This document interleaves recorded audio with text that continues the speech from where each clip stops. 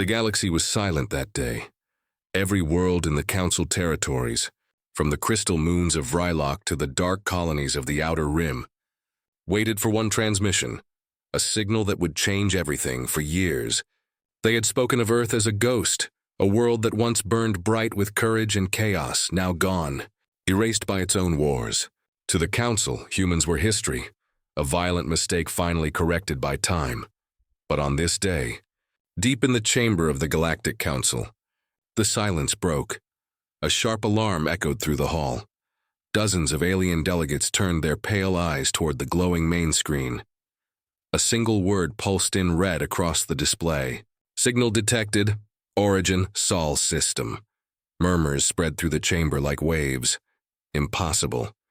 The Sol system had been dark for centuries, its communication arrays destroyed, its colonies abandoned. The Council's high speaker, an ancient creature with silver skin and calm eyes, leaned forward. "Confirm the source," he ordered. A trembling technician replied, "Confirmed, High Speaker." "The signal comes from Earth itself." The words fell heavy in the room. Every delegate knew what that meant. Earth, the planet of war, chaos and defiance, and was speaking again. The message itself was short, a repeating pulse. No language, no code, just a rhythm. But every encryption AI in the Council recognized something terrifying beneath it. It wasn't a cry for help. It was a wake-up call. For centuries, the galaxy had feared that day, the day humanity would return. The Council had wiped them out, or so they believed. After all, no species had ever survived exile to a death world. The most hostile planets known to exist, and Earth was the worst of them all. The High Speaker turned to the Council. "Floor, dispatch a fleet," he commanded. "We must confirm the truth." A tall reptilian general hissed in protest. "High Speaker, sending ships to Earth is madness. If they still exist, they will see it as an invasion." The Speaker's eyes narrowed. "If they still exist, then the invasion has already begun." 2 weeks later, the first fleet approached the Sol system. From the bridge of the lead ship, Admiral Tharn watched the dark blue marble of Earth spin slowly in the void. No lights, no orbiting stations, no sign of civilization. "Scans show minimal activity," his officer reported. "Radiation levels high. Atmosphere stable. No life detected on the surface." Tharn exhaled slowly. "Then it's true," he said. "The humans are gone." He turned to the comms. "Send word to the Council. The Terran threat is no more." But as his message left the ship, a strange static crawled through the transmission. Then, a voice, a human voice. It was faint, distorted but clear enough to freeze every heart on the bridge. "You shouldn't have come." Back, the signal cut instantly. All scanners went dark. The stars outside the viewport flickered, then vanished completely. "Sir," shouted the navigator, "we're losing visual. Something's blocking our systems." Tharn stepped forward. "Identify it." But before anyone could respond, a shadow appeared behind the ship. Massive, silent, and glowing with deep crimson light. It was shaped like a warship, but older, human in design, and carved across its black hull were the words, "GF Phoenix, the insignia of the Earth Defense Force." The crew went silent. That fleet was supposed to have died 200 years ago. Tharn whispered, "Impossible." The shadow moved closer. Then, every console on the alien ship lit up with a final message. "Earth remembers." On the Council world, hours later, the fleet's last transmission arrived. Only fragments of video remained.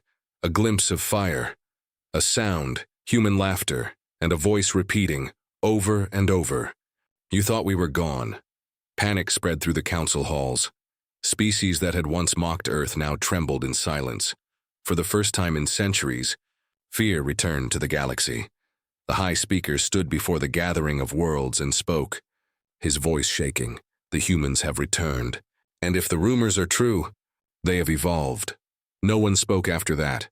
Every delegate in the hall understood what those words meant. The Death World had done what no army could. It had made the humans stronger, far beyond their reach. Deep under Earth's broken crust, lights flickered to life. Rows of machines hummed. Hidden vaults opened after centuries of silence.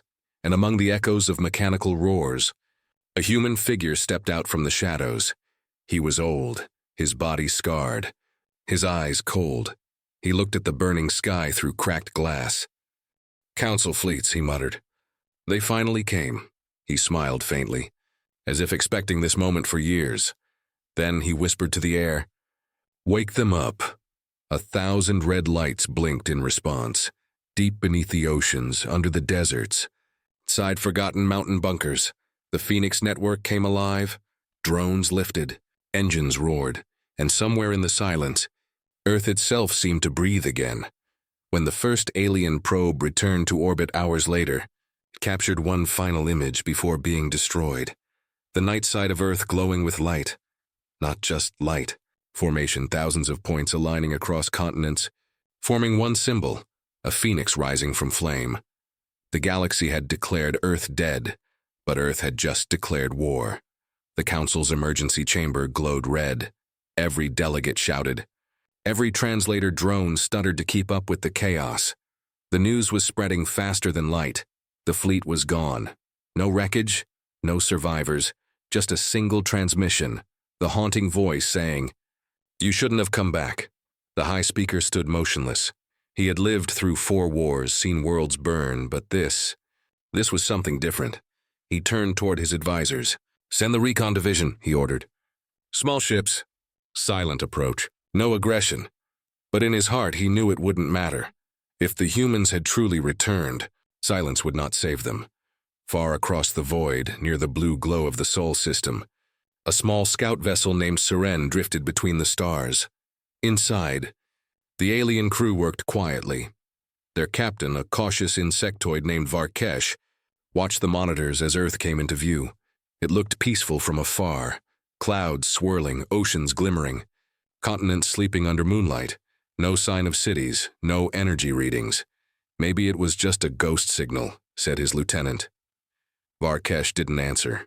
He leaned closer to the display. "Zoom in on the northern continent," he said. The screen flickered, the view tightened, forests, mountains, rivers, and then a flash. A bright red beam cut across the screen. The ship shook violently. "Contact." "We're being locked," the lieutenant shouted. "By what?" Varkesh demanded. "There's nothing in orbit." Another beam struck, this time slicing through their outer shield. The hull screamed. Systems flickered. Through the chaos, a distorted voice echoed through their comms. "This is Earth territory. You are not welcome." The words were calm, almost human, but deeper, mechanical. "Identify yourself." Varkesh shouted back, no answer. Then out of the black something moved, a shape, small, metallic, fast. Not a ship. Not exactly. It darted between the stars like lightning, leaving trails of plasma behind.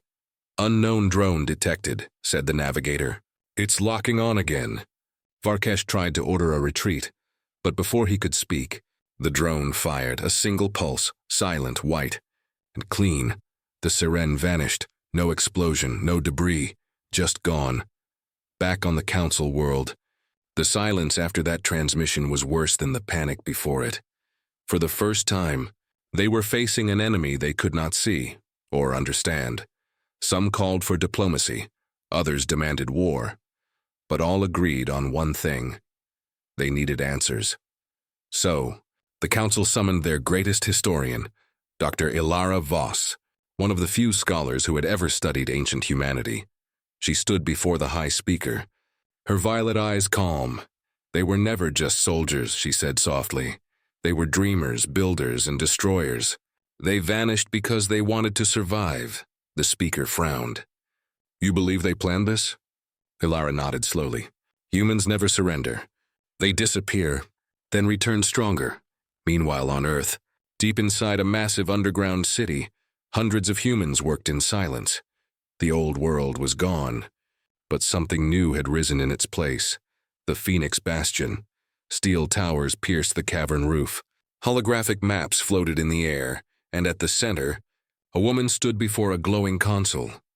Her name was Commander Aria Holt, last surviving officer of the Earth Defense Force. Her uniform was scarred, her eyes sharp and cold. "Status?" she asked. A technician replied, "2 alien fleets neutralized. Recon craft detected and eliminated. No signals escaped, Arya nodded. Good, begin phase 2. The technician hesitated. Commander, that means— I know what it means, she interrupted. The galaxy forgot us. It's time to remind them. Hours later, in orbit around Jupiter, the void shimmered. Dozens of massive structures began to rise from behind the planet, hidden platforms that had slept for centuries. One by one, they powered up, lighting the darkness with a crimson glow.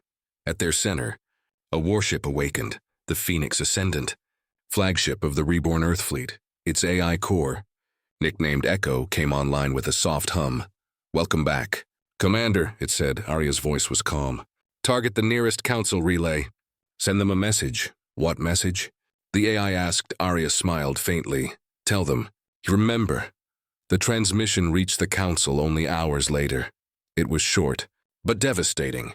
A video feed showed the Earth fleet, massive, rebuilt, more advanced than anything the council had ever seen. At the end of the message, Commander Arya appeared. Her voice was steady. Her eyes filled with quiet fury. You exiled us. You called our world a death world. You thought time would erase us, but time is what we use to evolve. The galaxy is wide, but nowhere is safe from the fire you began. We are the children of Earth, and we are coming home. The message ended, and before the council could even react, 3 of their outposts along the rim went dark. No explosions, no battles, just silence. Panic became terror. The council began evacuating their border systems, calling it strategic withdrawal. But everyone knew what it really was, fear. For centuries, the council had seen humans as wild and broken. Now they saw something else, a species that had learned patience, silence, and vengeance. The High Speaker looked out the window at the glowing stars and whispered, perhaps the galaxy made its greatest mistake when it tried to kill Earth. On the other side of space, Commander Arya stood in front of her fleet. The call, stars reflected in her visor like burning embers. Set course, she ordered, for the first colony that betrayed. As the engines roared and the stars stretched into light, the Phoenix fleet moved, silent, disciplined, unstoppable. For the first time in 1,000 years, the galaxy would learn what the humans had always known. Survival is not peace.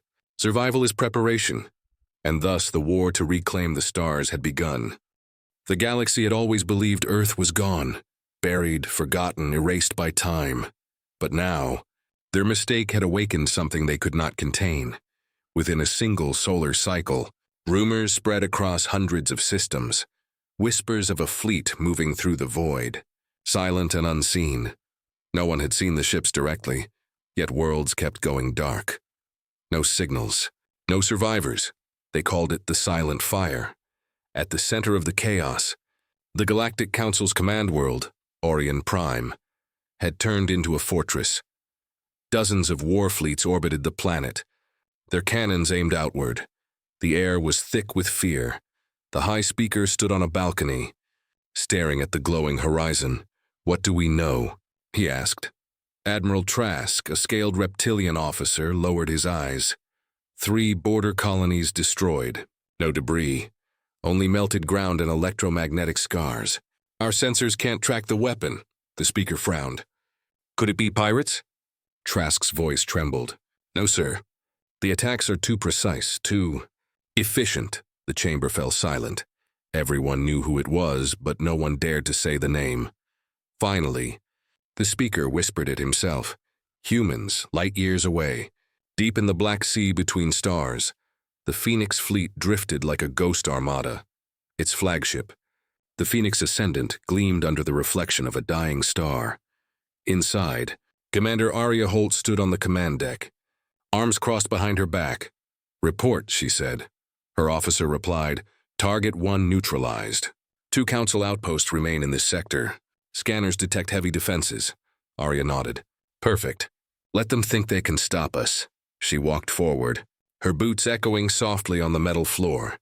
Through the glass she saw her people, engineers, soldiers, pilots, all descendants of the humans, who had once been sentenced to die on a death world. They had been forced to survive in hell. Now they were bringing that hell to the "Stars, Commander," said a young technician, his voice shaky. "Are we really going to attack a Council core world?" Arya turned to him. Her eyes were cold, but not cruel. "We're not attacking," she said. "We're sending a message." She tapped the console. A holographic map appeared. Hundreds of glowing dots marking Council systems. "Every world they took from us," she continued. "Every colony they claimed after calling Earth a death world, we take them back." The technician hesitated. "And if they fight?" Arya's lips curved into a faint smile. "Then they remember why they called us dangerous." The attack began 3 hours later. The Phoenix fleet emerged from hyperspace like a sudden storm. Dozens of sleek, dark warships appearing over the planet Corellia, a Council military hub. The local defense grid activated instantly. Launching hundreds of drones and beam cannons, the skies lit up with fire, but the humans didn't fire back. Not yet. They moved silently, shields up, weaving through the chaos like dancers in the dark. Their ships shimmered with adaptive plating, bending light, vanishing between sensor scans. Council commanders shouted orders, trying to coordinate. Then, all at once, the human fleet struck. A burst of white plasma erupted from the Phoenix Ascendant, slicing through an entire ring of enemy ships. Explosions rippled across the atmosphere. Communication systems fried. Gravity fields collapsed. Within 10 minutes, Corellia, a world of 30 million, was completely defenseless. Arya watched the destruction unfold on the screen. Her crew waited for her next command. "Do we destroy it?" one asked. Arya shook her head slowly. "No, they must live and remember." She ordered the AI, Echo, to transmit a message to all remaining Council frequencies. The voice was calm, almost gentle. "This is Commander Arya Holt of Earth. We will not conquer your worlds. We will not enslave your people, but we will make sure you understand the cost of fear. You called our home a death world. You were right." Then, the signal ended, and the fleet vanished back into the void. Back on Orion Prime, panic swept the Council. The High Speaker slammed his claws against the table. How can ghosts destroy a planet and disappear without trace? Dr. Alara Voss, standing nearby, spoke softly. "Because they stopped fighting like soldiers," she said. "They fight like survivors," Admiral Trask hissed. "We should destroy Earth before they reach us." Ilara shook her head. "You can't destroy what's already adapted to destruction." Her words chilled everyone in the room. Meanwhile, on Earth, the underground cities were alive with movement. New ships were being built faster than ever. Children trained in zero-gravity arenas. Engineers created weapons that seemed to defy physics. In one training chamber, a young pilot looked up at a wall where the words glowed in silver light. "We don't start wars. We finish them."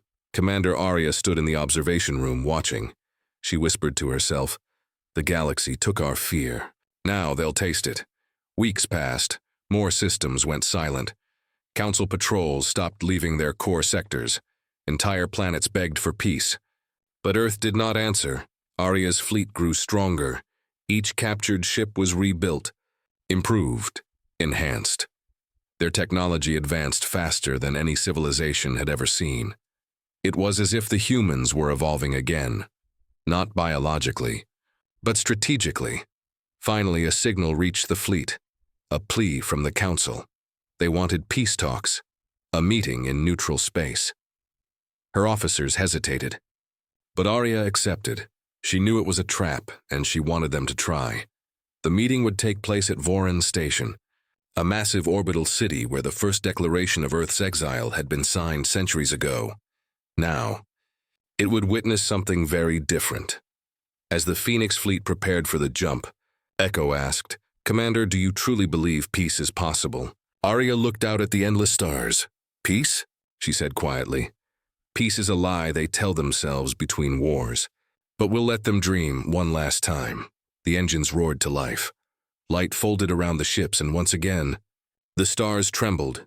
The humans were on their way, and the galaxy was running out of places to hide. Voron Station hung in space like a wounded giant. It was once a proud symbol of peace, the place where treaties were signed, where empires laid down their weapons. Now, it was surrounded by warships. Thousands of them. Every major species in the galaxy had sent their fleets. The air was thick with radiation shields, sensor drones, and silent fear. Inside the council chamber, the High Speaker stood before a massive hologram of the star. Dozens of red lights flickered across the border worlds. The planet's humanity had already silenced. He raised his trembling hands. "Today," he said, "we end the human threat. Voron Station will be the trap that saves the galaxy." His voice was met with quiet agreement. Though everyone in the room knew the truth, no one had ever defeated humans in open combat. On the outer ring of the station, Admiral Trask stood in his battle armor, watching the fleets form up. Lines of massive dreadnoughts pointed their cannons toward the empty stretch of space where Earth's ships would appear. Every weapon was locked and ready. He turned to his second-in-command, a nervous avian officer. "When their fleet arrives," Trask said, "we fire everything. No hesitation." The officer nodded, though his feathers shook. "Admiral, what if they don't come?" Trask's jaw tightened. "They'll come. Humans always come." Light years away, deep within the quiet black, the Phoenix fleet was preparing for the meeting. Commander Aria Holt stood in the command bay of the Phoenix Ascendant. Her crew worked in silence, adjusting coordinates, checking weapons. Aria's eyes were fixed on the glowing image of Voron Station. Projected before her, she remembered its history, the place where Earth had been, exiled, where her ancestors had been called too dangerous to live among the stars. Now, she was returning to the same place, not to beg, but to remind. "Status," she said. Her officer replied, "Jump drives ready. Stealth shield stable. Fleet on standby." Aria turned toward her AI. "Echo," she said softly. "Calculate every escape vector from Voron Station." "Already done," Echo replied. Then after a pause it added, "Commander, there are no safe escape routes." "It's a trap," Aria smiled faintly. "I know." Moments later, the black void near Voron Station rippled. Dozens of sleek human warships emerged from hyperspace, silent, disciplined, shining with faint white light. They stopped just outside the station's defense line. For a long moment, no one spoke. Then a communication request appeared on the Council's channel. The High Speaker's voice echoed through the chamber. "Commander Aria Holt," he said, "you have caused enough bloodshed. Surrender your fleet and we may spare your world." Aria appeared on the hologram before them, calm, cold, and unflinching. Her voice was steady. "You want peace? Then stop calling your fear mercy." Trask slammed his fist on the console. "Fire!" The stars lit up. Thousands of energy beams streaked across the void, converging on the human fleet. Explosions filled the darkness. Shockwaves rippled across space. The council cheered, but the celebration lasted only seconds. As the smoke cleared, the human ships were still there, untouched. Their hulls shimmered, absorbing light like liquid shadow. A strange pulse rippled through the battlefield, an electromagnetic surge that shut down half the council's sensors. Admiral Trask froze. What is that?" His officers screamed, "Our targeting systems are gone!" Then, through the static, came a voice over every frequency. "We've evolved." The Phoenix Ascendant moved. In a blur of light, it unleashed a wave of white plasma that tore through the first line of enemy ships. Dozens exploded instantly. Others were pulled into the gravity shock, crumbling under their own shields. Human fighters darted out like silver arrows, weaving through enemy fire. They didn't aim to destroy. They disabled engines, jammed communications, and hacked enemy systems mid-battle. The galaxy's greatest armada, built from hundreds of civilizations, was being dismantled piece by piece. "Impossible," Trask shouted. "These tactics, they're reading our moves before we make them." Dr. Ilara Voss, watching from a secure chamber, whispered to herself, "They're not reading our moves. They're finishing the war that started centuries ago." Inside the Phoenix Ascendant, Commander Aria gave a quiet order. "Echo, target Voron Station's core. Minimal damage to civilians. Maximum message." "Understood," replied the AI. A pulse of light formed beneath the ship. Small, silent, blinding white. When it fired, it didn't explode. Instead, it cut through the station, like a scalpel through metal. Every Weapon turret shut down instantly. Every drone fell still. Varan station went dark, the say. Council's communication screens filled with static. Then, Arya's face appeared once more. You called us monsters.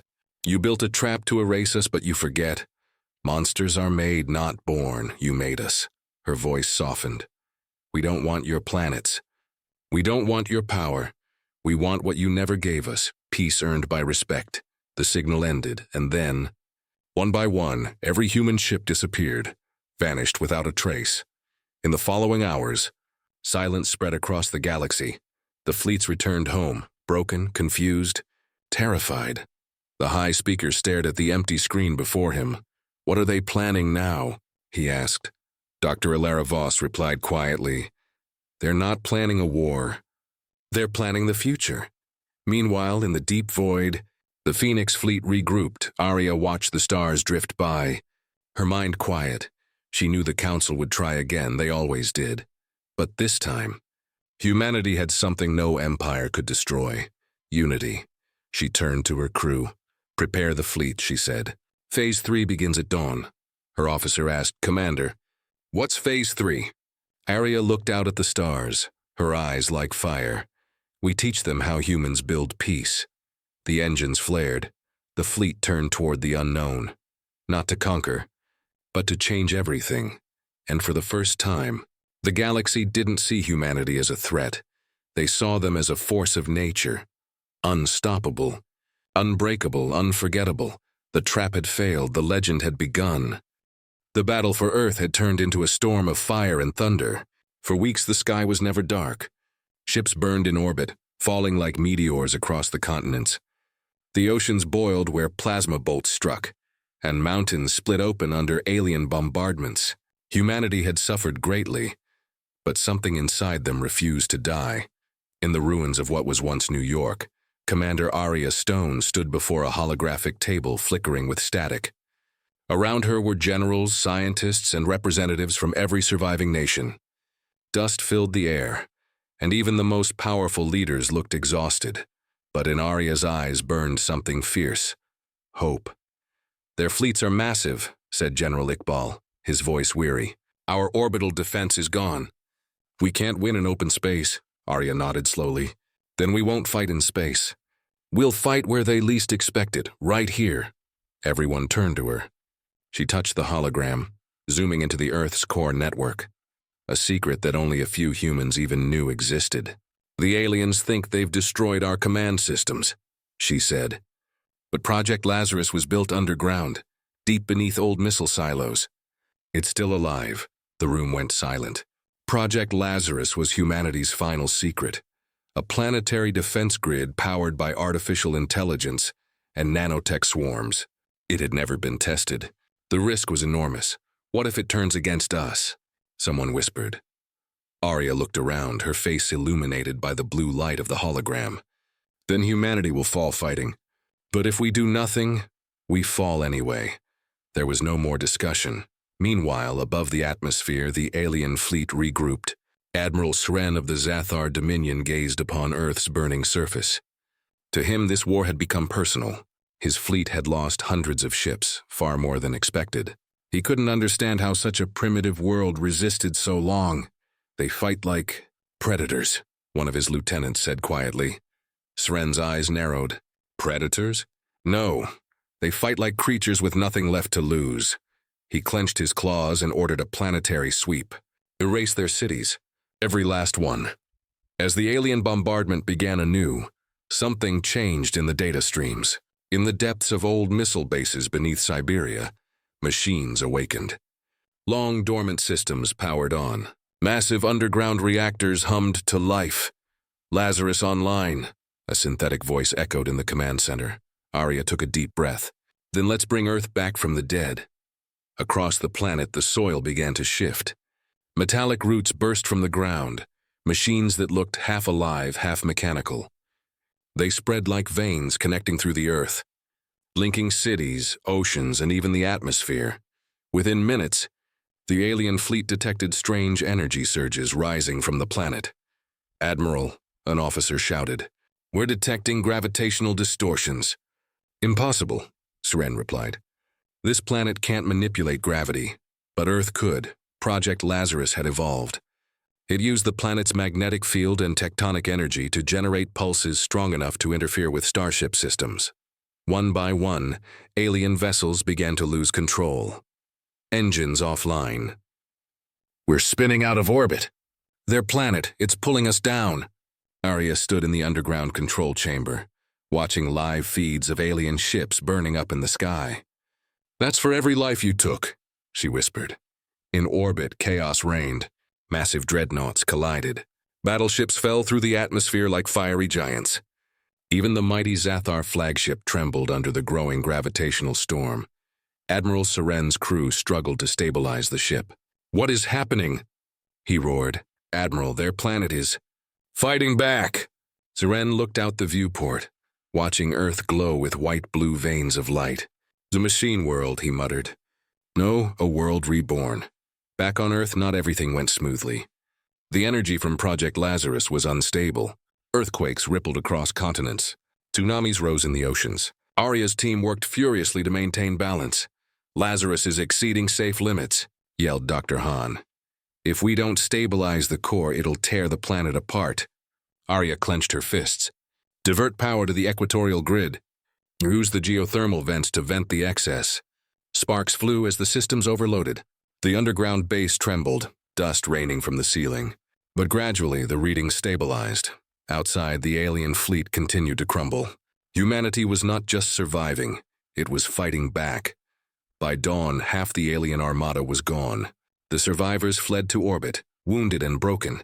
For the first time, humanity stood victorious on its own soil. Arya looked at the sky, streaked with fire and falling wreckage. This isn't over, she said softly. They'll return with reinforcements, Dr. Han smiled faintly. Then we'll be ready. 'Cause now they know Earth isn't prey, Arya nodded. No, we are the storm. Far across the galaxy, the Zathar High Council received the impossible report. Billions of credits in warships, lost. An entire invasion force, destroyed. And worst of all, a single line from the surviving fleet's transmission. Earth has awakened. The council chambers fell silent. Even the most powerful beings in the galaxy felt something they hadn't in centuries. Fear. Because for the first time, a primitive species had made the galaxy bleed. And this was only the beginning. Word of Earth's victory traveled faster than light.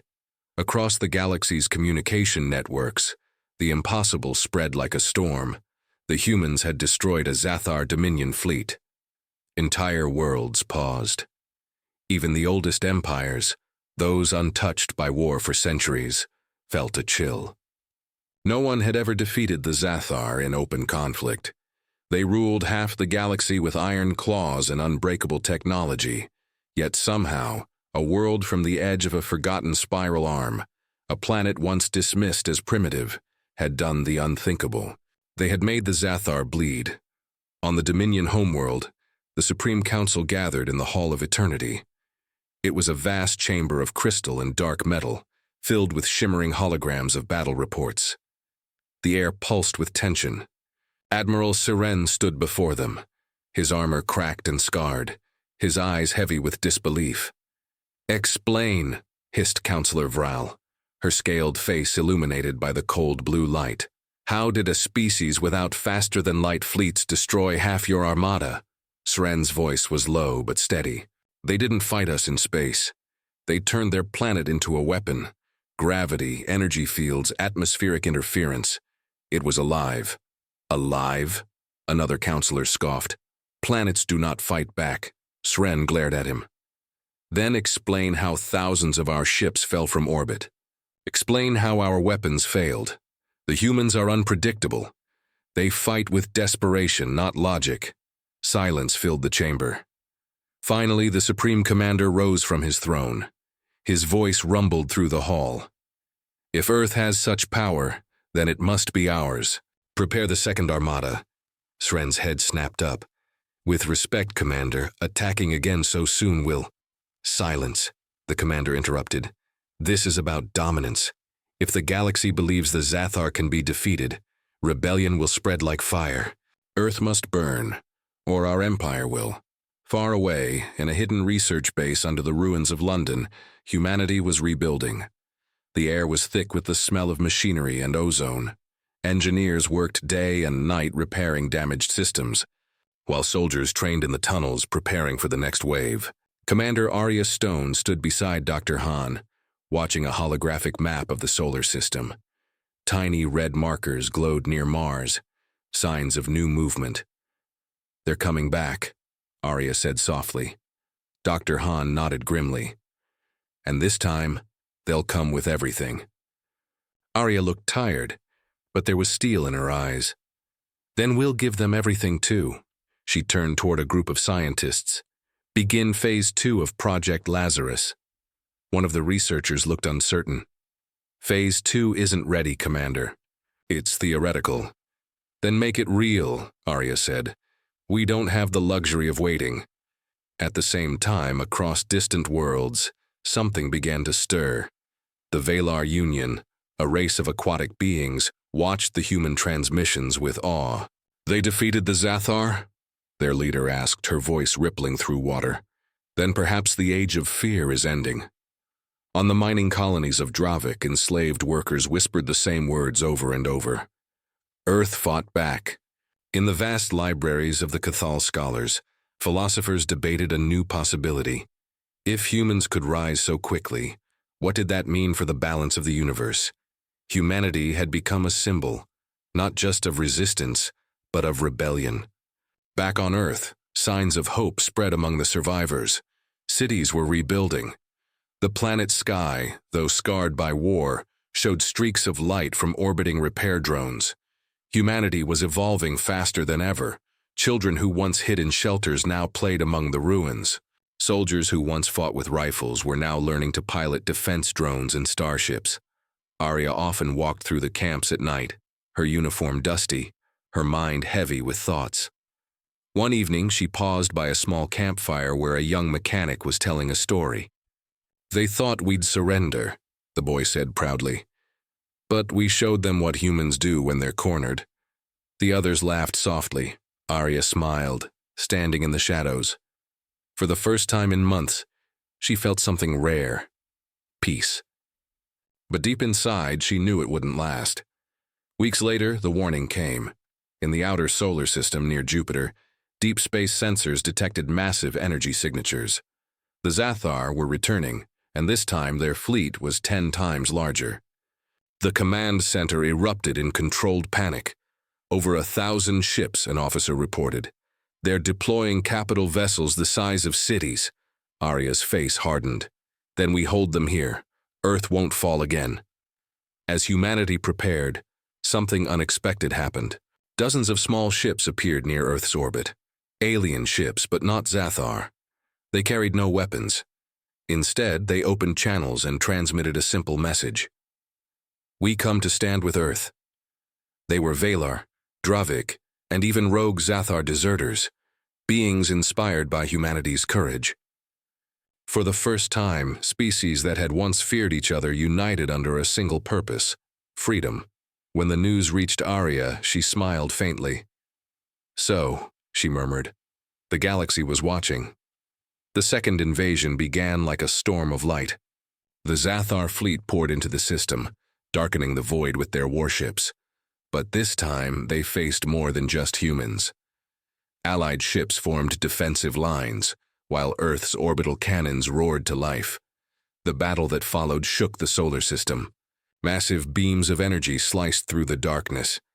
Explosions lit up the void like supernovas. Even the moons trembled. In the chaos, Arya's voice echoed across the command network. "Remember what we fight for. Remember what we are. We are the species that never gives up." Her words spread across every Allied ship. For a moment, even the aliens paused, inspired by the fire in her tone. By the end of the day, thousands were dead. But the Zathar advance had slowed. Humanity, battered and bleeding, still stood. And in the quiet between battles, the galaxy realized something powerful. Earth had not just survived. It had changed the very rules of war. No longer was humanity just another species. They had become a legend. The stars burned with war. For weeks, the solar system had become a battlefield. Ships from Earth and its newfound allies fought in silent fury against the endless waves of the Zathar dominion. Every explosion lit up the darkness like a dying sun. Every loss echoed through the minds of millions watching from the surface below. But the humans didn't stop. They couldn't. Commander Arya Stone stood on the bridge of the Eidolon, Earth's newest command ship, her eyes locked on the glowing battlefield projected before her.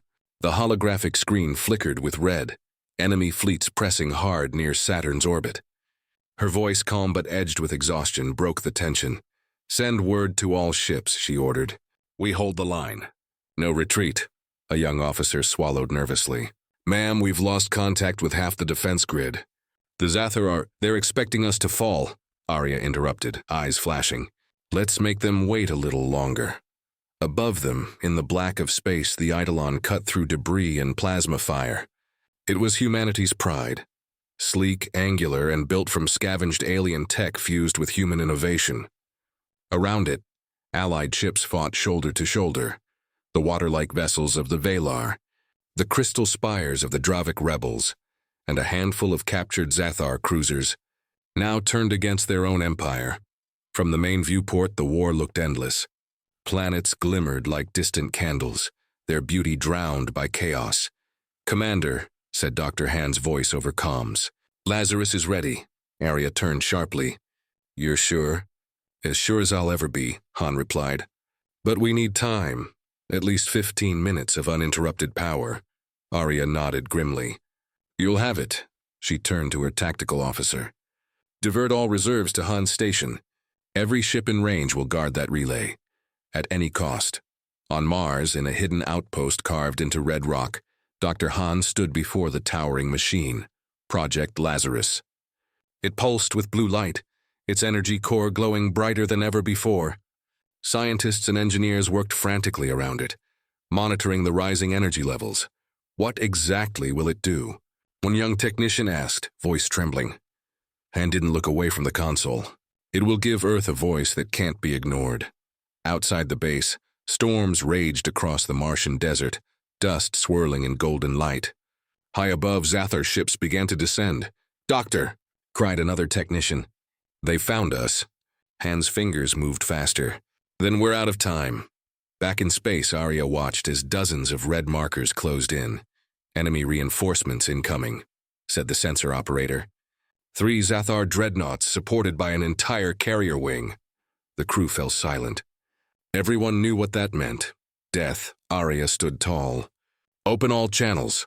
Her voice carried across the fleets, transmitted to every ship, every pilot, every soldier fighting in the void. "This is Commander Arya Stone of Earth's defense fleet.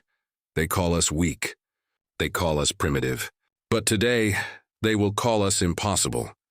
You hold the line not just for Earth, but for every world that dares to be free. So fight, no matter the cost. Because if we fall, the galaxy falls with us."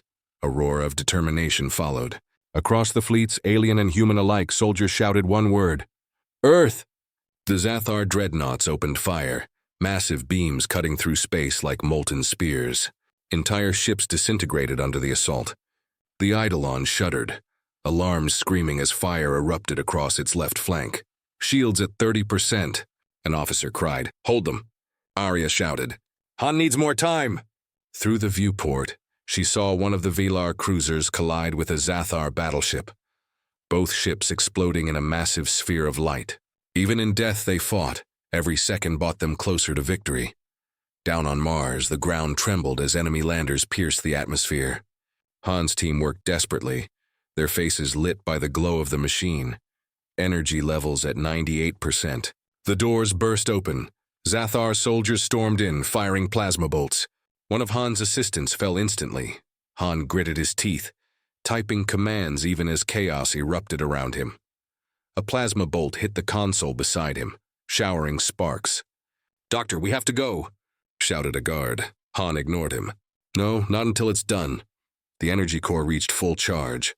Blinding white light filling the room. "Now," Han whispered, and he pressed the final key. From orbit, the light spread, It began as a single pulse from Mars, but within seconds, it surged across the entire solar system, invisible to the eye, but powerful enough to shake space itself. Every human ship suddenly glowed with faint blue energy. Damaged systems repaired themselves. Weapons stabilized. Power surged beyond all known limits. What is this? Gasped an officer on the Eidolon. Arya smiled faintly.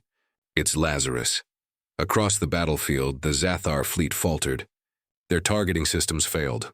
Communications broke down. And from within Earth's orbit, massive defense arrays came online. Weapons once dormant, now burning with newfound strength. The counterattack began. Human and allied ships moved as one, striking with impossible precision. Beams of light tore through the dreadnought's hulls. Explosions lit up the darkness in waves of fire.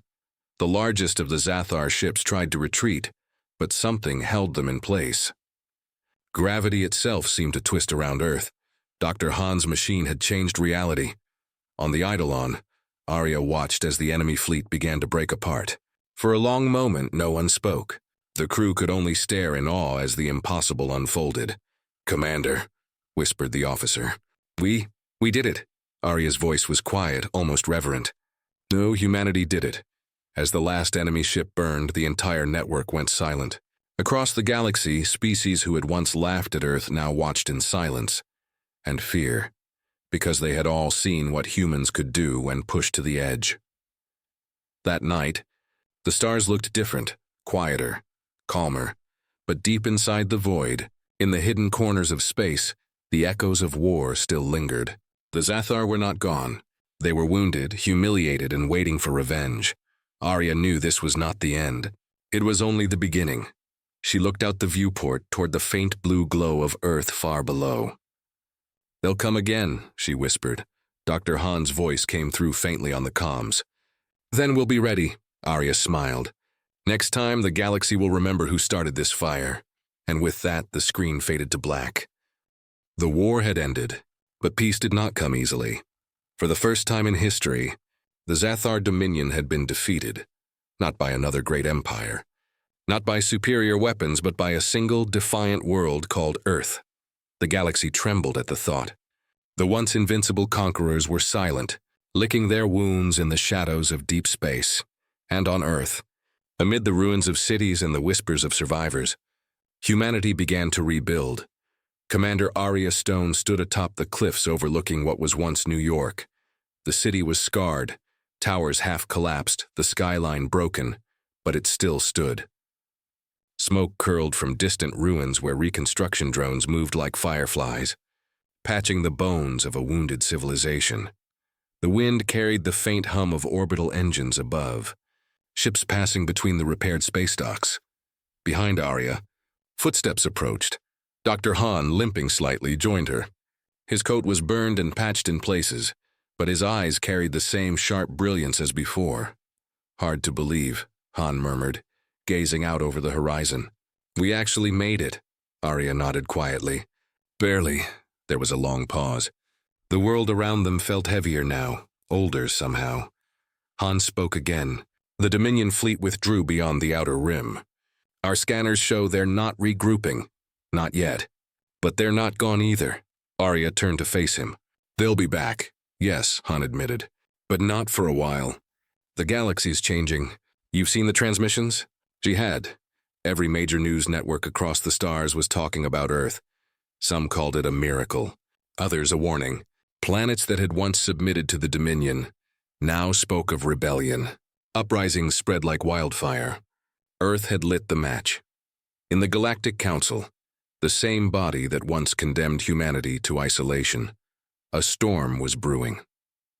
Representatives from 100 worlds gathered in the Hall of Accord, a massive ring of light orbiting the binary suns of Ivara Prime. Holograms of Earth's battle flickered around them. Frozen at the moment the Zathar fleet fell. "They destroyed an Empire fleet," one counselor hissed. "Do you understand what that means? A species barely known to us has rewritten the balance of power." Another, a slender being with silver skin, leaned forward. "Perhaps it's time we listen to them." The chamber erupted with arguments, fear, envy, admiration. Finally, an ancient voice spoke. The Cathal representative, oldest of them all, raised his hand. History has chosen, he said simply. The humans did not seek war.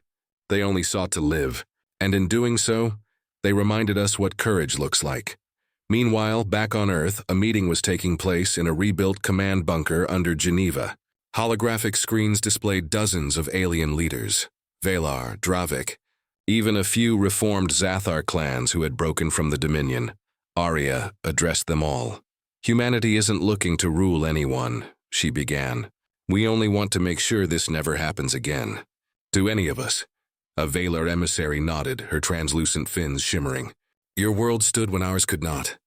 We will stand with you now. A low rumble of agreement filled the room. One by one, representatives pledged alliance, forming something new, something that had never existed before, the Galactic Accord. A coalition not built on fear or conquest, but on survival, unity, and freedom. Days later, as construction ships rebuilt Earth's orbiting defenses, Arya walked through the corridors of the Eidolon, now docked above the planet. She paused at the viewport.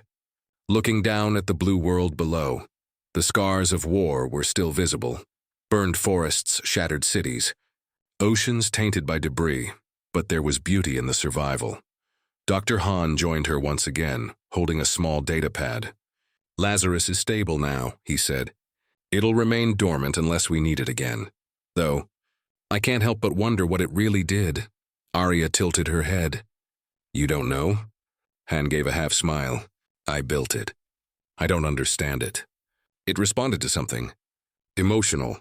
When we activated it, it resonated with the people, the planet, even our will to live. It's almost like the machine felt what humanity felt. Arya's eyes lingered on the glowing curve of the Earth. Then maybe that's our real power, Han. Not our weapons, not our ships, but what we feel. In the following months, the world began to heal. Children played under clear skies for the first time in years. Farmers planted crops in soil once turned to ash. Music returned to the streets. The sound of laughter, quiet, uncertain, but real, filled the air again. Humanity's message spread beyond their borders. Across distant systems, enslaved species whispered the same words that had defined the war. Earth fought back. It became a chant, a symbol, a beacon. But deep within the darkness between stars, the remnants of the Zathar Dominion gathered. In a colossal dread fortress, the supreme commander of the Zathar stared at a projection of Earth. His armor was shattered in places. His pride even more so. They think it's over, he growled.